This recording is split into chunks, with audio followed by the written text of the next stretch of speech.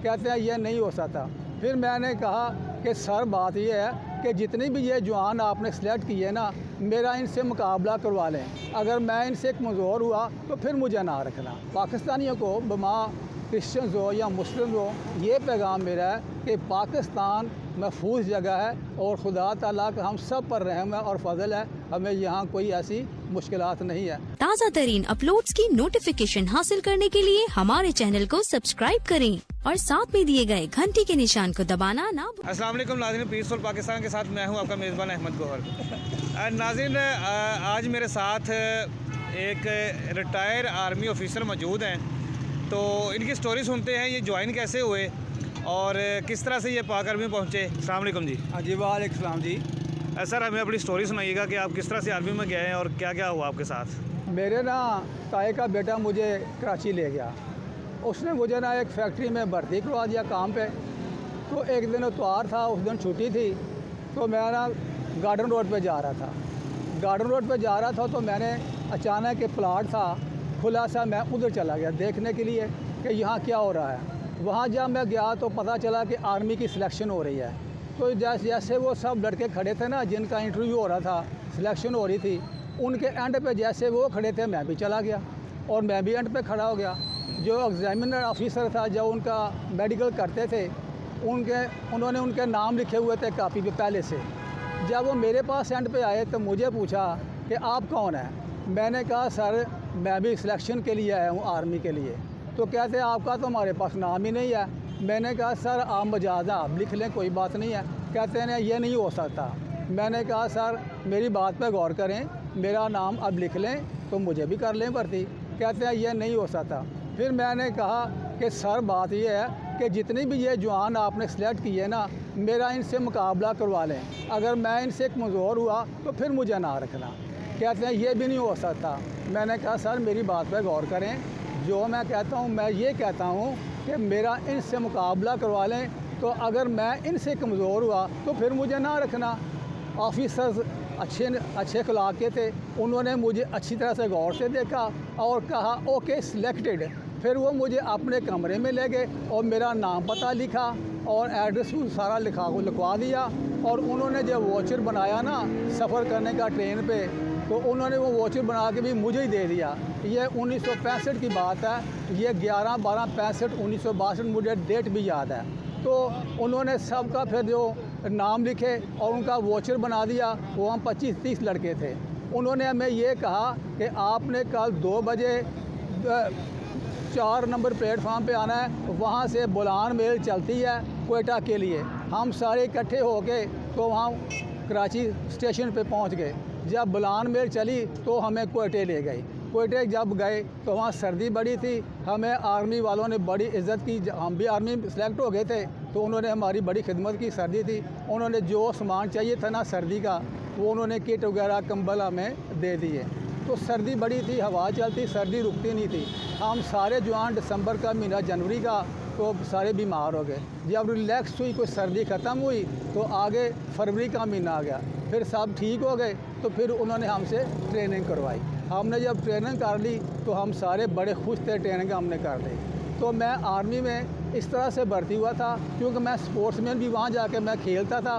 मैं बास्केटबॉल का A class sportsman हूँ, खिलाड़ी रहा हूँ और मैं एथलीट भी था। ये 1965 और 66 की बात है। तो फिर मुझे वहाँ से ना, जब मैं खेलता था तो ऑफिसर मेरी गेम से, खेल से, बास्केटबॉल से, दौड़ने से बहुत अच्छे थे, पसंद करते थे।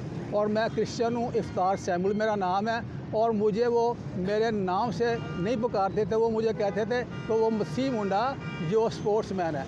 और मेरा रैंक जो उन्होंने रखा था, मैं क्लरिकल स्टाफ में, उस ऑफिसर ने मुझे सिलेक्ट किया हुआ था, क्लरिकल स्टाफ में था।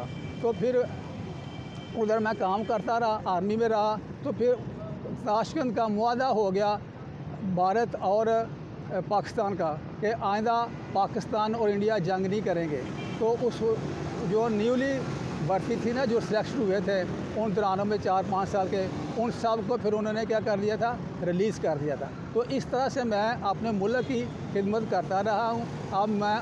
अभी भी मेरा ये पैगाम है कि जो हमारे नौजवान बच्चे हैं उनको ये चाहिए कि अगर उनको कोई नौकरी जॉब नहीं मिलता तो सबसे अच्छी नौकरी तो ये है कि आपको एक रोज़गार भी मिल जाएगा, दूसरा आपको आपकी इज़्ज़त होगी और आप मुल्क की खिदमत करेंगे। तो क्या बेकार रहना, फजूल रहना, वक्त ज़ाया करना, दिहाड़ियाँ करना, मजदूरी करना, ये अच्छा है कि आर्मी की खिदमत करना, अपने मुल्क की खिदमत करना और रोज़गार कमाना, बेहतर ज़िंदगी गुजारना। तो मेरा ये पैगाम सब नौजवानों के लिए है कि जो बेरोज़गार हैं अपनी आर्मी में भर्ती हों, मुल्क की खिदमत करें, कौम की खिदमत करें, तो आपका नाम बुलंद होगा, मुल्क का वक़ार बुलंद होगा, मुल्क की हिफाजत होगी और आप मुल्क की तरक्की का बायस बनेंगे। अच्छा, मुझे ये बताएं कि आपने बताया कि मैं 65-66 में आर्मी में गया था, तो उस वक्त तो जंग चल रही थी, तो आपने जंग लड़ी? जी, मैंने जंग उस वक्त मेरा जंग बंद हो चुकी थी, जंग बंद हो चुकी थी, लेकिन मुल्क को, आर्मी को, फ़ौज को ज़रूरत थी नौजवानों की, ताकि कभी भी ख़तरात हों, ऐसे हों तो फिर मुल्क के लिए हमारे पास फ़ोर्स होनी चाहिए। फ़ोर्स होगी तो मुल्क के लिए खिदमत कर सकेंगे ना। अच्छा, मुझे लगता है आर्मी के जो जवान हैं, जब फ्री टाइम होता है, जब ड्यूटी शूटी नहीं होती, तो वो भी आपस में शुगल मेला करते हैं जिस तरह हम कर रहे होते हैं, तो कोई वाक़या सुनाए कोई आपको? जी, ऐसे वाक़या तो शुगल मेला तो सारे ही करते हैं, हर जगह खुश रहते हैं। तो ऐसा ये है कि खुश रहना, अच्छा काम करना, ये सबसे अच्छी बात होती है। तो जब हम अच्छे रहते थे ना, अच्छा काम करते थे, तो फिर मुझे ना, मेरा जो यूनिट था ना, मेरी जो कंपनी थी, उन्होंने मुझे, ऑफिसर ने मुझे वहाँ का चैम्पियन बना दिया। तो मेरी ड्यूटी क्या होती थी कि सुबह शाम जो था ना, लंगर पे 2-3 लड़कों को साथ ले जाना और उनको क्या करना, खाना वहाँ से लाना और तकसीम करना। और मैं आर्मी में अपने अच्छे अखलाक से, अच्छे काम से, अच्छी मेहनत करने से, मुल्क की खिदमत करने से मुझे बड़ी इज़्ज़त मिली और ये खुदा ताला का फ़ज़ल रहा और रहम रहा। अच्छा, मुझे ये बताइएगा कि मैंने देखा है काफ़ी सारे जो लोग हैं ना, मतलब लोग क्या कहेंगे, जो आपकी कम्युनिटी के लोग हैं, जो क्रिश्चियंस हैं, वो मैंने देखा है कि वो सपोर्ट कर रहे होते हैं अमेरिका की, इसराइल की। तो आप उनको क्या पैगाम देना चाहेंगे? पाकिस्तान उनके लिए सेफ़ जगह नहीं है? मैं पाकिस्तानियों सबके लिए सेफ़ जगह, पैगाम मेरा ये है कि पाकिस्तान जो है वो सबसे महफूज जगह है। अगर पाकिस्तान महफूज जगह ना होती तो खुदा मुझे या दूसरे क्रिश्चियंस को इस मुल्क में पैदा ही ना करता। ये मुल्क हमारा है, जो मैं अपनी सोच की बात कर रहा हूँ। मुझे दूसरे किसी क्रिश्चियन से या किसी दूसरे मज़हब के लोगों से कोई ऐसा मुतालबा नहीं है कि वो ऐसी सोच क्यों रखते हैं। मैं अपनी सोच की बात करता हूँ कि अगर खुदा की मर्ज़ी ना होती तो वो मुझे किसी और मुल्क में पैदा कर देता, किसी और गैर मज़हब, दूसरे मज़हब में पैदा कर देता। ये तो उसकी मर्ज़ी है कि उसने पाकिस्तान में हमें पैदा किया है, इसलिए कि पाकिस्तान हमारा मुल्क है, कि हमारी पैदाइश यहाँ की है, और उसने मुझे मसीह मज़हब में पैदा किया है, इसलिए मैं मसीही हूँ, मैं क्रिश्चियन कहलाता हूँ।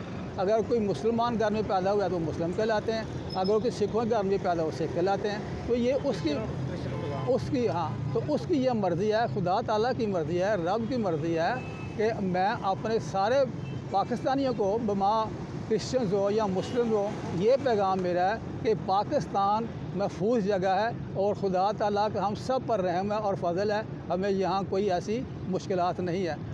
सिर्फ़ मुश्किलात इंसान ख़ुद पैदा करता है अपने लिए, जब वो कोई अच्छी सोच नहीं रखता, अच्छा काम नहीं करता और इधर उधर के कामों में ध्यान देता है और फजूल वक्त ज़ाया करता है। तो मेरा ये पैगाम है सब मसीहियों के लिए और दूसरे पाकिस्तानी और भी जो मज़हब के लोग हैं, सब के लिए यही है कि अच्छी सोच रखें, अपना रोज़गार करें और कोई ना कोई काम तो ज़रूर करें जिससे आपका फ़ायदा हो और मुल्क की तरक्की का बायस हो। और मुल्क की इज़्ज़त आपकी इज़्ज़त की वजह से, आप ही मुल्क का सरमाया है, तो आपकी वजह से अगर आप मुल्क की इज़्ज़त नहीं होगी तो फिर कौन करेगा। पाकिस्तान हमारा मुल्क है, इसलिए मैं पाकिस्तानी हूँ, क्योंकि मुझे खुदा ताला ने इस मुल्क में पैदा किया है। मुझे बाहर जाने का कोई शौक़ नहीं है। मेरे बाप दादा इसी मुल्क में पैदा हुए, इसी मुल्क में उनकी कब्रें दफन हैं। जहाँ मेरे बाप दादा की, मेरे बाप दाद की कब्रें हैं, मुझे वही पसंद है। शुरू से यहीं पे रहते थे या जिद्दा के आए हैं? नहीं, हम पाकिस्तानी हैं, हम शुरू से पाकिस्तानी हैं, सियालकोट के रहने वाले हैं। हाँ, अब हम ननकाना साहब में रहते हैं। ननकाना साहब में रहते हैं, हमारा गांव है माटनपुर, चक नंबर 371, डिस्ट्रिक्ट ननकाना साहब। जी दोस्तों, अभी आपने इफ्तिखार सैम्यूल साहब की बातें सुनी हैं, जो कि क्रिश्चियन है। अब यहाँ पे नाम का देखें डिफरेंट कितना है, इफ्तिखार सैम्यूल। दो नाम इन्होंने मिक्स किए हैं। इफ्तिखार जो है वो मुस्लिम नेम है और सैमुअल जो है वो क्रिश्चियन नेम है। तो ये बहुत बड़ी एक स्टोरी है, एक मोटिवेशनल स्टोरी है। जो क्रिश्चियंस या जो भी लोग हैं दूसरे मज़हब के लोग जो किसी और मुल्क को सपोर्ट करते हैं या ये पाकिस्तान के बारे में बुरा बोलते हैं, तो उनके लिए उन्होंने पैगाम बड़ा अच्छा दिया कि भाई आप पाकिस्तान में रहते हैं, यहीं पे खाते हैं, यहीं पे पीते हैं, हर काम यहीं पे होता है आपका, तो आपको पाकिस्तान से मोहब्बत करनी चाहिए। ये एक मिसाल नहीं है, ये पाक आर्मी से रिटायर होके आए हैं। इससे पहले भी बेशुमार मिसालें पाक आर्मी से मौजूद हैं, ISI से भी मौजूद है, और भी हमारे जो सरकारी इदारे हैं ऐसी ऐसी मिसालें मौजूद हैं जहाँ पे गैर मज़ाहब के लोगों ने जो है ना वो कुर्बानियाँ भी दी हैं इस पाकिस्तान के लिए, बहुत कुछ किया है। ये पाकिस्तान जो है ये सबका है, ये सिर्फ मुसलमानों का मुल्क नहीं है। यहाँ पे सिख भी रहते हैं, यहाँ पे हिंदू भी हैं, यहाँ पे क्रिश्चियन भी हैं, यहाँ पे पारसी भी हैं, यहाँ पे बहुत सारे मज़ाहब के लोग रहते हैं। तो सभी यहाँ पे बहन भाइयों की तरह रहते हैं, इत्तेफाक है। यहाँ पे कोई लड़ाई झगड़ा नहीं है। जो लोग इंतशार फैलाने वाले हैं उनके लिए उनके मुंह पे एक तमाचा है ये। और एक बात मैं यहाँ पे कहना चाहूँगा, कुछ हमारे कुछ लोग हैं मेरे जानने वाले हैं, उनके साथ मेरी अक्सर इस बात पे बहस होती है कि पाकिस्तान में जो है वो क्रिश्चियंस को हकूक़ नहीं मिलते या कोई ऐसा मामला नहीं है। मैं कहता हूँ कि जितने हकूक़ पाकिस्तान में दूसरे मज़ाहब को मिलते हैं शायद ही किसी और मुल्क में मिलते हों। आप इंग्लैंड में चले जाएं, वहाँ पे आपको जैसा कि इस्लाम के अंदर दूसरी शादी करना, तीसरी शादी करना जायज़ है, लेकिन आप इंग्लैंड में जाके दूसरी शादी नहीं कर सकते, जो कि हमारी एक दीनी या मजहबी जो है ना वो जो हमारे हुकामात हैं हम उसको पूरा नहीं कर सकते। लेकिन पाकिस्तान में रहते हुए आप जितने भी मज़ाहब है आप आज़ादी के साथ अपनी जो रवायात है वो मना सकते हैं, अपने जो मज़ाहब है उनको जो है ना पूरा कर सकते हैं। बाकायदा यहाँ पे ये होता है कि अगर एक चर्च है, एक क्रिश्चियन की मेरे साथ बैठे तो क्रिश्चियन की मिसाल लूँगा।